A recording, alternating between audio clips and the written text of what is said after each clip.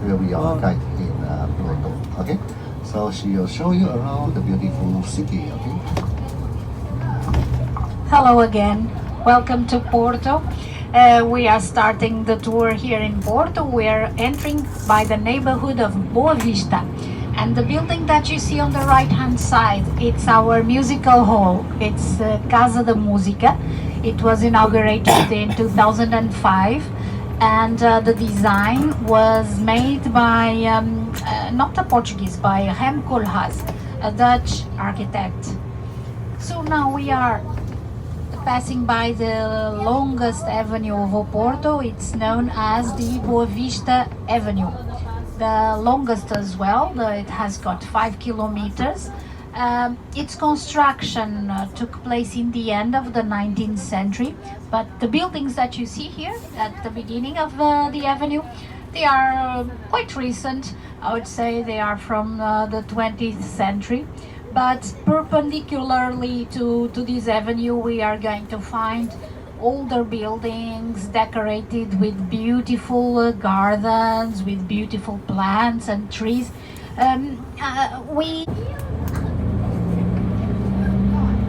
So you are entering Porto, okay? Not Oporto. The foreigners say usually Oporto, but that's wrong. In Portuguese, we only say Porto, P-O-R-T-O.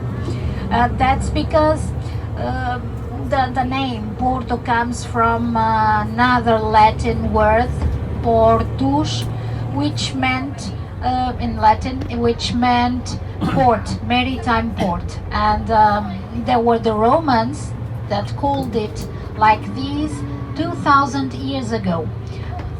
Then, in the 18th century, with the arrival of all the British families that Portugal, it's not so big. The historic center is close. Everything is closed. The port, the old customs house. There, we find everything, and the commercial area. They are quite close one to each other. Nowadays, the metropolitan area of Porto has got about 1.5 million people, but these people, they are not all living here in the city center, okay? They are distributed in 16 other places, 16 other cities, which are close to Porto. And those are Matosinhos, which you are going to see at the end of the avenue, not now, okay, in a few moments. We also have Maia, and it's there that it's situated our airport, an international airport, one of the best airports in Europe as well, because the price of the buildings, it's unbelievable high, very, very, very high, very expensive. There has been done a restoration, a renovation in the historic center buildings, which were done in the end of the 19th century. We call these buildings in Portuguese Casas dos Brasileiros. That's because they were done by or they were constructed by order of the Portuguese people that had gone outside during the 19th century to other countries, to Brazil, or even to Europe, to Germany. But these ones, in this case, they are called Brasileiros or Brazilian houses because they were done by the immigrants that had gone there in Brazil. Then, on the left side again, you see a modern monument. You are seeing it now. That monument roof building that belongs to a cell phone company, to a mobile company that is Vodafone. That monument, we can call it a monument, was done in 2000 by a group of architects, local architects, and it has won an architectural prize already in 2017. So we continue our sightseeing, passing by the long avenue of Boa Vista. You can see that here in the middle of the avenue, we still have the rails of the tram, our carro elétrica. We used it in here until 1995. So this line was suppressed.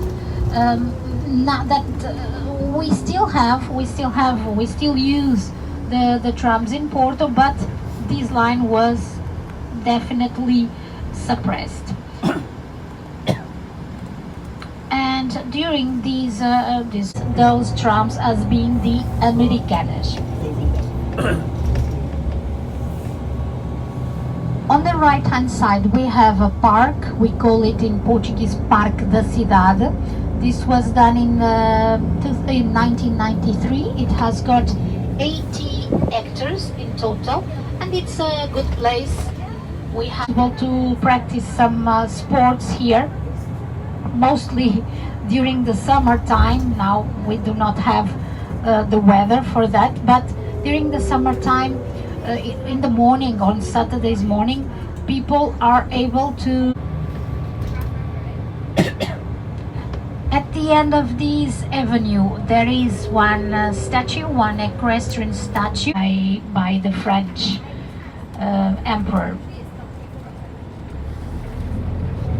Ladies and gentlemen, on the right hand side we have Sea Life, which is an aquarium, and we have Matosinhos, which is another city.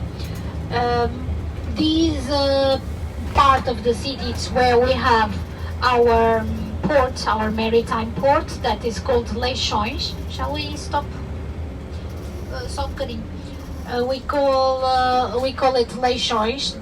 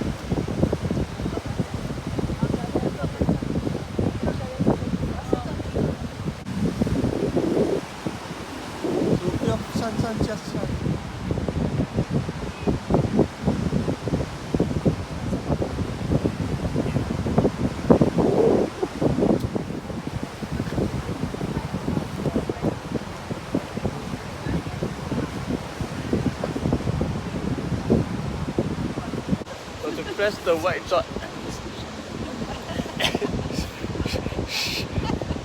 I press the cool. I press. 哎，谁在？那个是谁？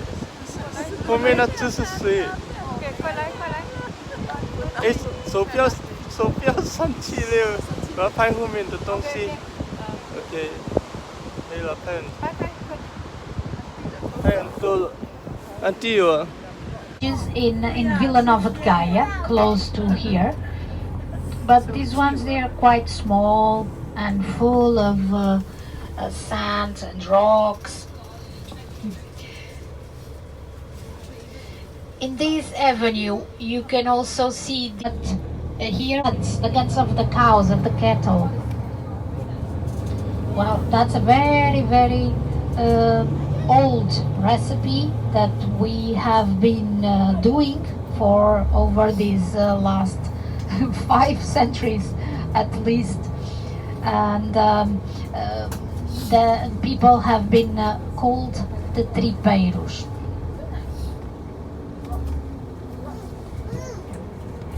But that's not the only typical dish we have in Porto. We different types of sausage, okay, ham, sausage, and a beef steak. which is normally grilled beef steak, and the cheese. Then we add over the sandwich, we add, or we pour saucy or spicy sauce on it that melts the cheese. Sometimes we also add or have a fried egg along with this sandwich, and French fries as well. So it's very, very caloric. Tasty but caloric. And that's a snack. That's not so typical dish like the tribes, but it's a kind of a snack that it's possible to have in these coffee shops that we find nearby the beach. So now we are in the Avenida do Brasil, the Avenue of Brazil, which was a place that the Portuguese have discovered in the beginning of the 16th century. And the navigator that went there for the first time was Pedro Álvares Cabral. Well, most of our trips have started from Tago River, from in Lisbon, but the very first one was began from here, from Porto, from the river Douro, which you will soon see. And the leader of that expedition was a young prince, Prince Henry the Navigator, who led the fleet in Morocco for the first time in 1415, so right in the beginning of the 15th century. And this prince, he was very dear, and still he's very dear to us, because he was born here in Porto in the end of the 14th century, in 1394. So when he was only 21 years old, he was leading this expedition to Ceuta, to that part of Morocco. Starts then, because it's said that when he set sail from Porto, from the river Douro, the citizens of Porto, they were very good people, and they gave the meat, the best part of the meat, to all the other sailors, including him, Henry the Navigator. And as there was nothing else to eat but the guts, but the tripes of the cows, the people had to be clever, had to be intelligent, and had to invent a recipe where they could only use what they had, the tribes.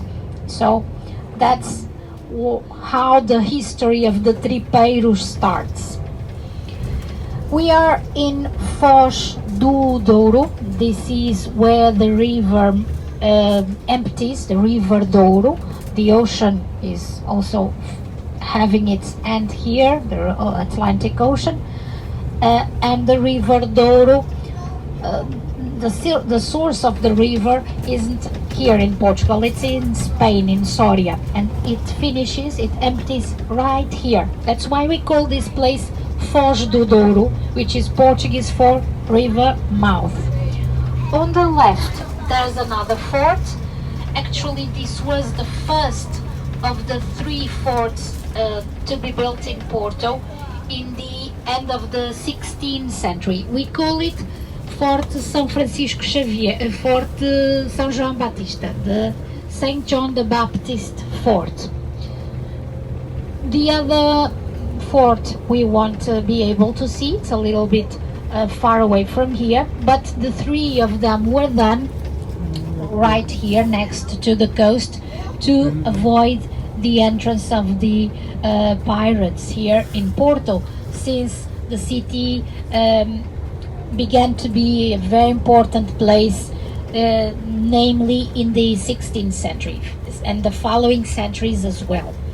As you can see, Porto is close to the river, close to the Atlantic Ocean, and that was good for us because it gave us million chances of going abroad and started to trade with other people, with other countries. And also it was through the waters of the River Douro that we got the first peoples here. Like even before Jesus Christ, the city was inhabited by the Celts in the 8th century, and they moved right to the upper part of the city where we have nowadays the cathedral. Then the Romans, they came later, they came also before Jesus, and they stayed here in the Iberian Peninsula until the 3rd century after Christ, and they were very important because they were the founders of this city 2,000 years ago, and they chosen a part of the city to live, which was by the river, and they've chosen there the place to do their markets, and that's where everything started in Porto, in Ribeira. So that's why we say this river and these waters, this ocean was so important for us. This place is called Cantareira. It's a place, it's an area where we still have a community of fishermen living in here. You can still see the little boats on the river there on the right, and usually they go fishing at night. During the winter time, it's very hard time for them because Porto, it's a little rainy and cold, and many days it's not possible for them to work because of the storms. But their boats, their material, their the nets that they use to practice their job. As we are close to the ocean here, we can fish sea bass, we can fish in the ocean the sardine, which we usually have for St. John Day here in Porto. It's in June 24th, and that day we usually have the good roasted sardine. But the price is, normally the sardine it's very cheap, but that time the price doubles or even more than the double. It's quite expensive because he wanted to meet Saint Francis of Assisi in Italy, and he even became a Franciscan. And by chance, during his trip to Italy, he passed away in Padova, close to Venice. So that is why many people think he's Italian, but no, he's Portuguese. And it's in Lisbon that they make the very nice religious festivity. Here we have the St. John. Regarding the tripeiros, we have a monument here on the right hand side, here on the right. Can you see those three men and a kill of a sheep? They were there removing the guts of the cows to prepare the tripas. So that is a tribute to us, to the tripeiros. On the right hand side we have a small village, Furada, that it's famous for restaurants, fish restaurants and seafood restaurants. There is also a small chapel further up. It's the chapel of Furada, which was done in 1950s. This city, it's a very interesting one because in one riverbank you have one city, in the other riverbank you have another city. We are in Porto. On the right hand side you are in Gaia. Gaia belongs to the metropolitan area though, but we have something that connects these two cities, which are the bridges. Porto has 6 of them. but actually only 5 are now used. The oldest bridge that was done in 1877, the bridge Maria Pia, had to be disaffected in 1991, and it was replaced by another bridge, Bridge São João. But the bridge that you see now was the first one that was entirely built by Portuguese people. The construction started in 1957, and it was accomplished in 1963 by the engineer Edgar Cardoso. The time it was inaugurated, it was very famous for having the biggest span in the whole world. It has got 270 meters.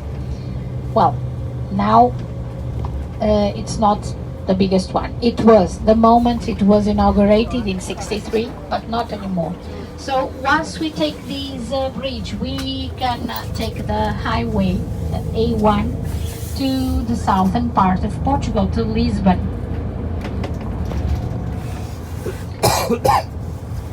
So the river, our important 68, that boat had a very important function, which was to transport, to make the transportation of the wine barrels,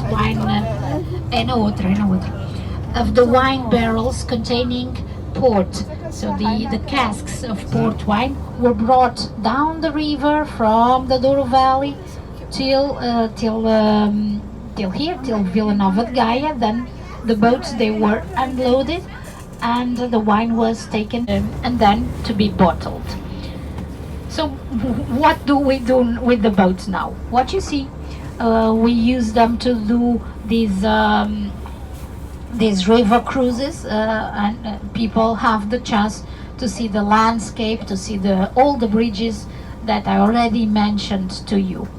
This place that we are now, it's called Cais das Pedras, and it was precisely from here that Prince Henry, the navigator, led his fleet to Morocco, to Ceuta. From these we have beautiful buildings, we have beautiful monuments, old ones. That's because the city had been established before Jesus. And the upper part of the city, it's very important. We have a church on the right, that was Church of Massarelos. Massarelos, it's the name of this parish. It was done in the 17th century.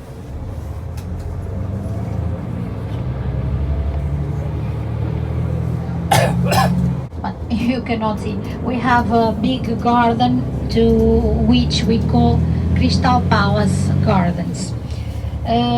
Well, that's the name is due to a crystal palace that had been done in the 19th century for an exhibition that took place in 1864. Unfortunately, that palace, that crystal palace, was destroyed in the 50s, and another one was built. Sports pavilion was built under the name Rosa Mota. She's a lady, and she's a Portuguese lady that was many times awarded with prizes. That's because she is an athlete born here in Porto, and she gave her name to that sports pavilion. Well, the pavilion was recently restored. It was recently inaugurated, or re-inaugurated in the end of October, and the mayor of Porto has changed the name, Pavilhão Rosa Mota, to Superboc Arena Rosa Mota. Long name. She's not very pleased with this change.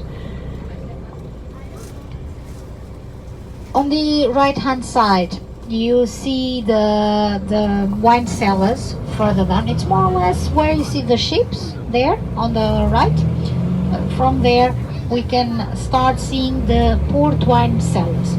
During this tour, you will be able to go to one of those port wine cellars. We will go to Sandeman. That's there that you are going to have a guided tour, and then the tasting of two wines, white and the red.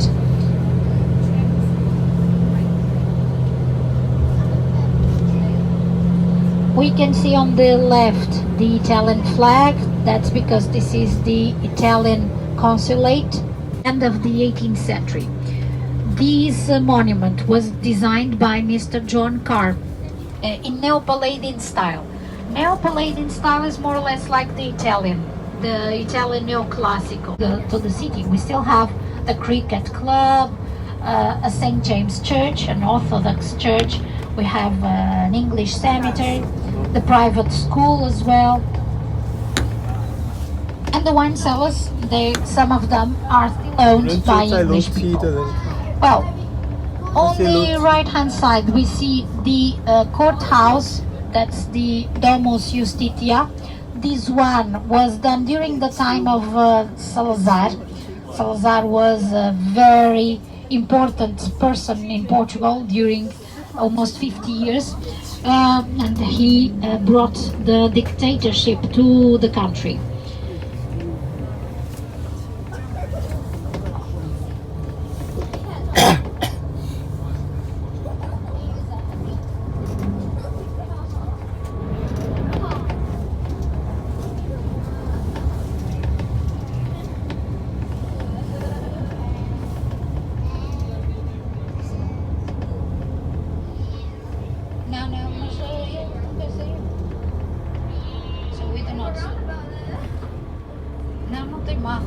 Não tem mal.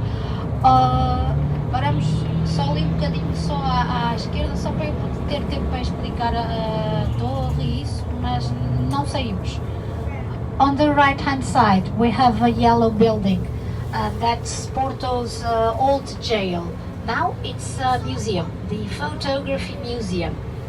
And ahead of us, our tower, Clérigos Tower. It has got almost 76 meters. Okay, as you see, it is divided in floors.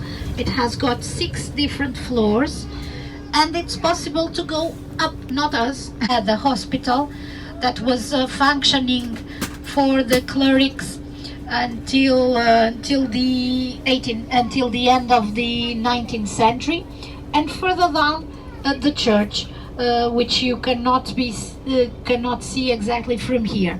So these 3 buildings, they were done in the 18th century, between 1732 and 1764, and they are Baroque. They have a kind of Italian Baroque style.